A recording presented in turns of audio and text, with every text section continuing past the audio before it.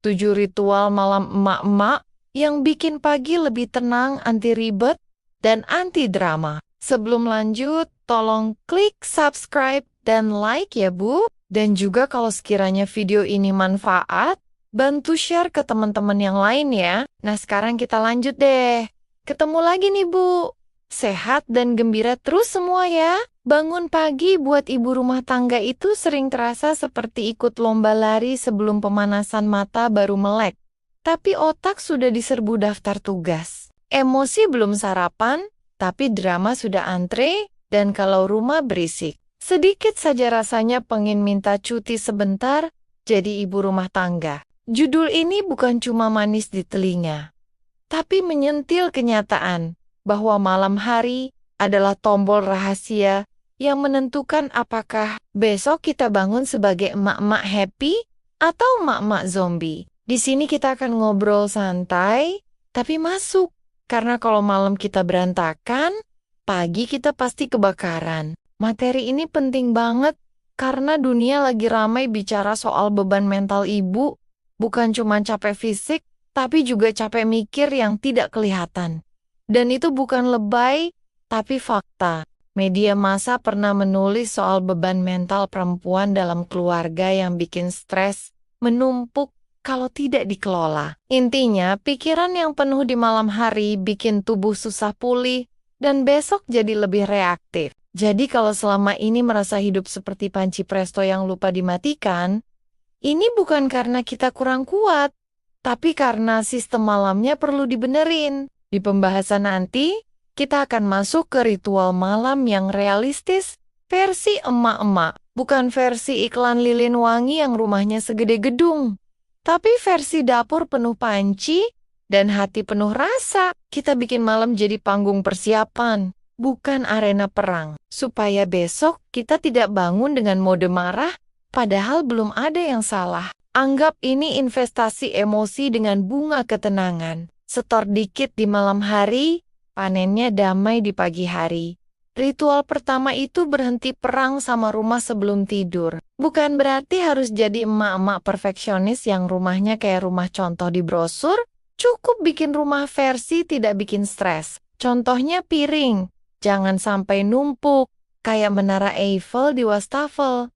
Karena besok, pagi pas lihat itu rasanya bukan bangun tidur tapi bangun konflik batin. Lipat selimut dikit, susun sandal yang tadi sore berserakan, kayak habis demo. Rapihin meja yang penuh kertas, charger, sisir, dan entah apa lagi yang tiba-tiba muncul. Rumah yang agak rapi itu bukan soal estetika, tapi soal kesehatan mental emak-emak. Karena mata yang tenang bikin hati ikut kalem. Beda cerita kalau pagi-pagi disambut kekacauan, emosi belum gosok gigi, sudah naik duluan. Ritual kedua itu nyiapin hal kecil buat besok. Ini kelihatannya sepele, tapi efeknya kayak kita punya asisten pribadi yang kerja pas kita lagi tidur. Contohnya, baju anak sudah disiapin dari malam. Jadi besok tidak ada drama kaos kaki sebelah hilang, seragam masih basah. Atau anak bilang ini bukan kaos favoritku, padahal jam masuk tinggal sebentar lagi. Bekal bisa disiapkan setengah matang. Nasi sudah dicuci, sayur sudah dipotong.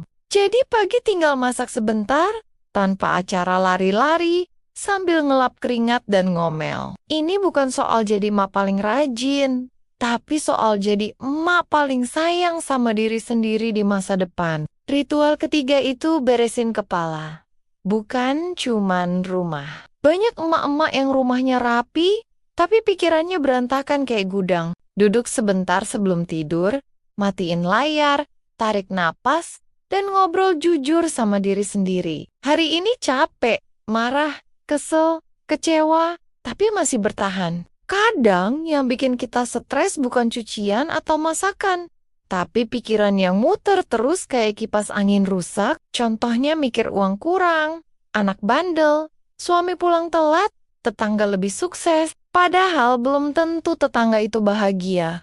Mungkin dia juga pusing, tapi beda versi. Kepala yang lebih tenang bikin tidur lebih nyenyak, dan besok bangun tidak langsung pengen marah ke dunia. Ritual keempat itu kurangin drama sebelum tidur. Drama ini bukan cuma sinetron yang episodenya 1000, tapi drama di kepala yang isinya perbandingan hidup. Kita sering scroll sosial media, lihat orang lain liburan, dapurnya estetik, anaknya rapi, suaminya romantis. Lalu kita tutup ponsel sambil mikir, kok hidup aku kayak cucian tidak ada habisnya?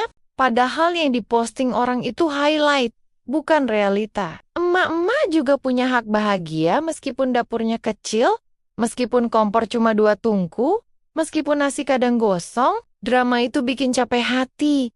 Padahal besok kita butuh hati yang kuat buat hadapi kenyataan. Ritual kelima itu sentuh kebahagiaan kecil sebelum tidur. Jangan nunggu bahagia versi mahal.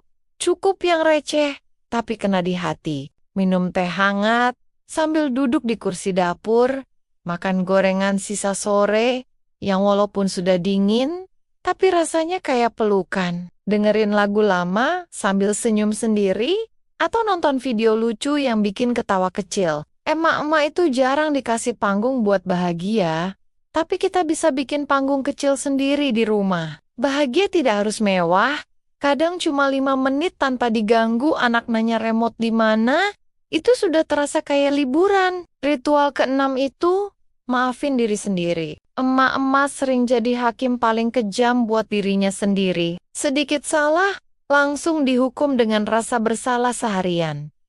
Anak nangis dikit, langsung mikir aku ibu gagal. Masakan asin dikit, langsung mikir aku tidak becus. Padahal, manusia bukan rak piring yang harus rapi terus. Ada hari kita sabar, ada hari kita meledak, dan itu wajar. Maafin diri sendiri sebelum tidur itu penting, supaya besok bangun tanpa beban. Contohnya bilang ke diri sendiri, hari ini aku sudah berusaha, meskipun belum sempurna. Ritual ketujuh itu tidur dengan niat baik. Bukan cuma nutup mata, tapi nutup hari dengan ikhlas. Niatkan dalam hati besok, mungkin ribet lagi, mungkin capek lagi, tapi malam ini aku pantas istirahat. Jangan tidur sambil bawa dendam, bawa marah, bawa kecewa. Letakkan semua itu di samping bantal. Bilang besok kita urus lagi. Tidur yang ikhlas bikin badan lebih ringan, pikiran lebih adem, dan pagi tidak langsung pengen berantem sama dunia sebelum sempat minum air putih. Kadang hidup emak-emak itu seperti sinetron kejar tayang.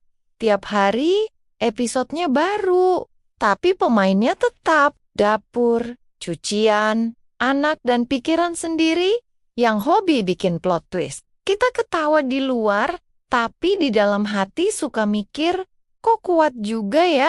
Badan ini jadi superhero tanpa jubah, dan di situ kita sadar, ternyata kekuatan emak-emak bukan dari otot, tapi dari niat baik yang gak pernah cuti. Walau badan pengen mogok. Malam yang barusan kita bahas itu bukan cuma soal rapih-rapihan atau siapin besok, tapi soal cara kita ngomong baik-baik ke diri sendiri sebelum tidur. Bilang ke hati kalau hari ini memang berat, tapi kita nggak kalah. Karena kalau emak-emak bisa bertahan dari cucian numpuk dan drama seharian, berarti kita juga bisa bertahan dari isi kepala sendiri. Dan itu prestasi yang layak dirayakan, walau cuma pakai teh hangat dan biskuit kaleng. Jadi sebelum kita masuk ke penutup dan kesimpulan, tarik napas sebentar, senyum dikit walau cuma 1 senti, dan kasih tepuk tangan kecil buat diri sendiri. Karena besok dunia mungkin masih ribet, tapi kita sudah siap lebih tenang, lebih sadar, dan lebih sayang sama diri sendiri. Emak-emak bukan sekadar kuat, tapi juga layak bahagia. So, terima kasih banget buat semua yang sudah menonton video ini. Sampai jumpa di obrolan serta cerita yang lebih menarik di video berikutnya. Salam semangat buat ibu hebat!